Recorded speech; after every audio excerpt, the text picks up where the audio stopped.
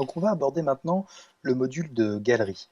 Le module de galerie, il est très simple, son fonctionnement, c'est un module qui vient chercher des images dans un dossier. Donc la seule chose que vous avez à faire, c'est de venir rajouter des images dans ce dossier.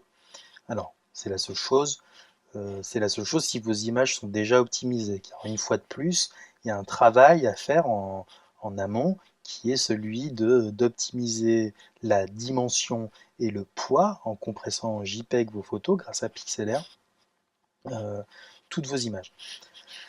Mais sinon, sur la base du principe, tout est là, c'est-à-dire qu'une fois que vous avez importé vos images une par une dans Pixlr, donné, changé la taille, taille de l'image, et que vous avez fichier enregistré en JPEG à la bonne qualité, vous avez toutes vos images dans un dossier sur votre ordinateur, il suffit simplement de les glisser. En l'occurrence, là, le module tel qu'il a été installé, il est programmé pour aller chercher les images dans un dossier, à la base du dossier image qui s'appelle Galerie 1. Voilà. Et vous voyez que, bon, bah, ça, c'est pas des noms qu'il a créés lui-même, c'est le même principe. Les thumbnails, c'est-à-dire les vignettes et les previews, ce sont des dossiers qu'il met à jour lui-même, qu'il gère lui-même.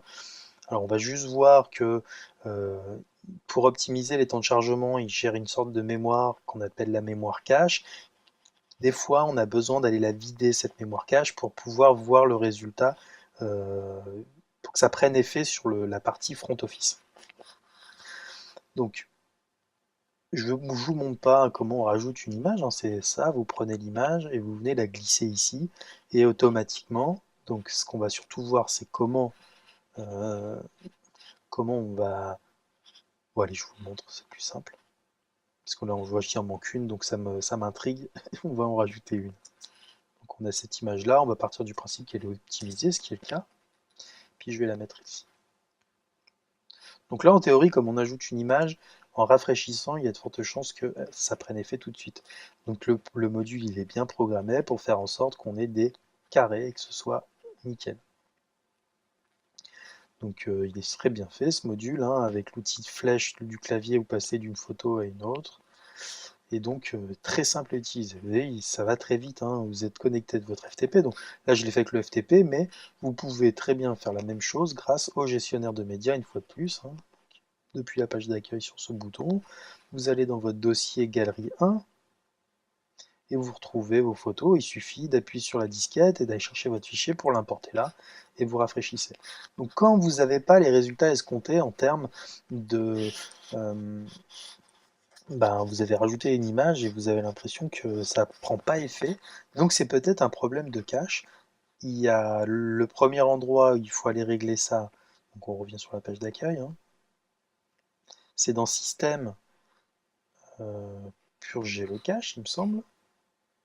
Et là, vous voyez, Sig+, Thumb et Preview, ce sont les mémoires cache de ce module-là. Donc, de toute façon, ça fait jamais de mal de tout sélectionner et de supprimer. Ça ralentit les premières exécutions, mais c'est pas quelque chose de drastique. Euh, et donc, autre point qu'on peut être amené à modifier, c'est dans Extension Gestion des modules. Donc là, on va aller chercher notre module. Il me semble qu'on l'a bien appelé Galerie, et il est là.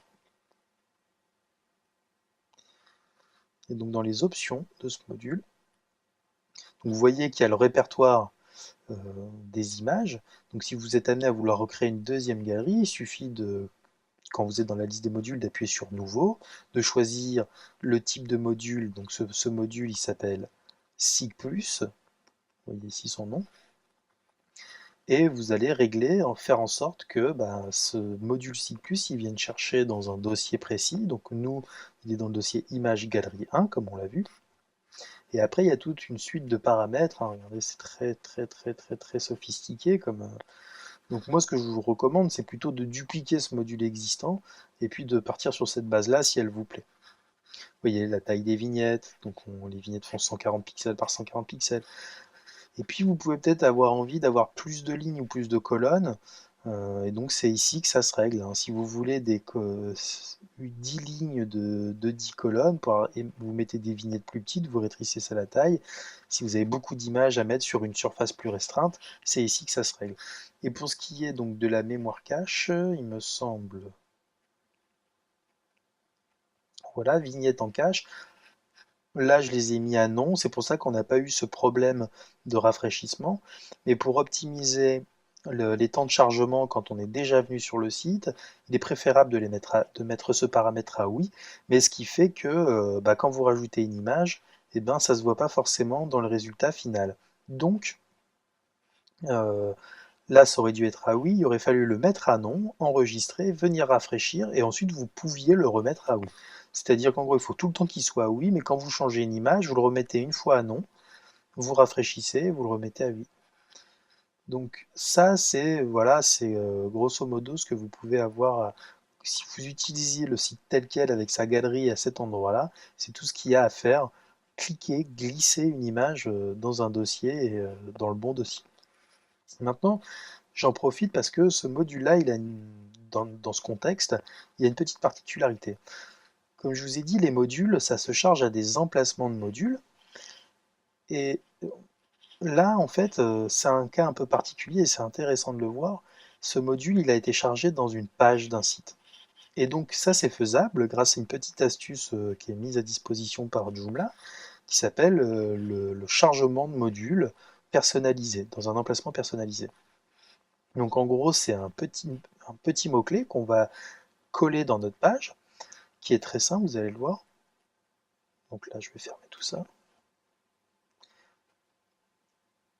Donc pour vous y repérer, pour voir un peu comment est construit le site, je vais dans Menu, Menu principal, et puis je vais dans mon bouton Galerie, et je vais voir un peu à quoi ça correspond ce bouton Galerie.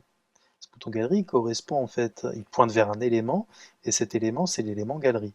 Donc vous allez voir, quand on va aller dans Composant K2 éléments, pour aller chercher l'élément Galerie,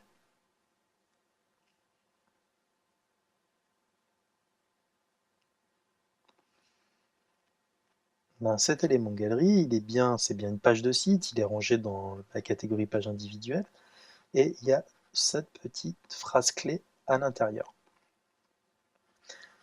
Donc moi dans le template, j'ai créé 3 emplacements que j'ai appelés bloc perso 1, bloc perso 2, bloc perso 3. Ce qui signifie que dans une page, vous allez pouvoir charger des modules à l'intérieur même d'un composant. Donc là c'est un composant pour créer des pages. Et vous allez pouvoir injecter plusieurs modules, ou même plusieurs modules dans un même emplacement, ou créer jusqu'à 3 emplacements. On pourrait même en créer davantage, hein. Donc là j'en avais besoin que d'un. J'ai utilisé ce qu'on appelle il me semble un snipe set, qui consiste à ouvrir un crochet, de mettre le mot-clé load position, suivi du nom de la position. Donc retenez-le, hein, vous avez 3 positions personnalisées que vous pouvez utiliser, bloc perso 1, bloc perso 2, bloc perso 3. Mais ça ne vous empêche pas, dans le bloc perso 1, d'y mettre plusieurs modules, hein. On pourrait très bien y mettre, je sais pas moi, un diaporama en dessous. Il suffirait donc de créer ce diaporama, de lui dire tu le charges dans l'emplacement bloc perso 1 sur la page 1. Et vous pouvez très bien avoir un load position bloc perso 1 sur une autre page, et le diaporama ne s'affichera pas sur cette page-là tant que vous ne lui aurez pas demandé. Et vous pouvez demander à un autre module de se charger. Alors c'est un petit peu complexe, il faut expérimenter, hein, faut que vous pratiquiez, mais bon, si vous n'en avez pas besoin, vous ne prenez pas la tête. Mais dans ce cas de figure, c'est comme ça qu'il fonctionne, ce module. Il n'est pas chargé dans un emplacement de module classique, il est chargé dans un emplacement de module personnalisé, et cet emplacement de module personnalisé, on le génère dans le composant dans notre page de site grâce à ce petit mot-clé. Donc voilà, c'est juste là, on a créé un emplacement de module virtuel, entre guillemets. Donc on va voir vite, pour terminer, je vais juste vous montrer, hein, dans la liste des modules, notre module galerie. On voit bien que notre module, il est chargé en position